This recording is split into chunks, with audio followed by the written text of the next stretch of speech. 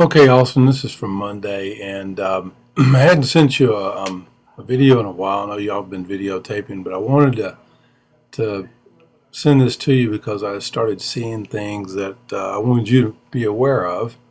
And, as far as the back leg pushing off again, I don't know if it's because you're pitching more or what, but you really need to let that backside go and not push off with that right leg. I know we've talked about this at length.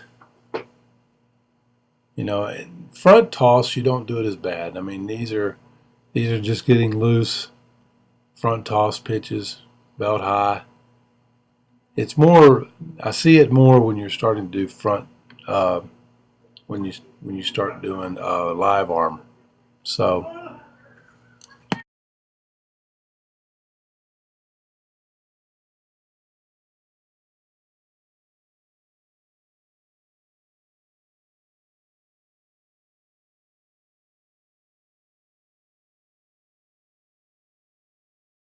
what I've done here too is I've got some video of comparisons. You can see how their back leg just kind of comes underneath them at contact, and they're not pushing off as they make contact with that leg. They are bringing that left heel down and then really pushing that knee down to get their hips into it. You don't have to push off with your right leg to get your hips into it. The best way to get your hips into it is to push that left knee down and let your backside just all be one part, one point, like one piece of your body, and just let that right side come into the ball like that right there. I've got a couple of other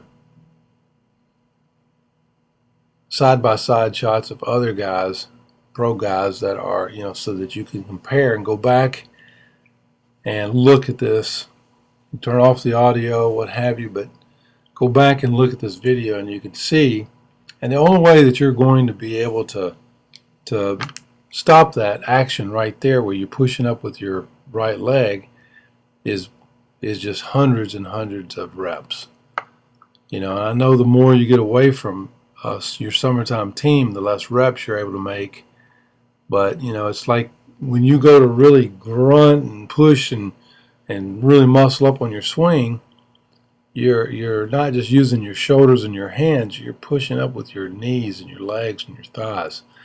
Now in this particular side-by-side, this is a pitch where he gets a little bit, his timing's a little off, and he stays with it and he stays through it. But I want you to go back and look at this and look at your front knee and his front knee and see the comparison. So you can compare yourself to a guy that's about your size, 6'3", 6'4", hitters. The more longer you are, the more lanky, the more parts coaches can look at to see whether or not your motor skills are polished or not. So, you can go back and look and see this guy's about 6'3", 6'4", too. See how he shortens his swing and gets his hands through the ball fast. So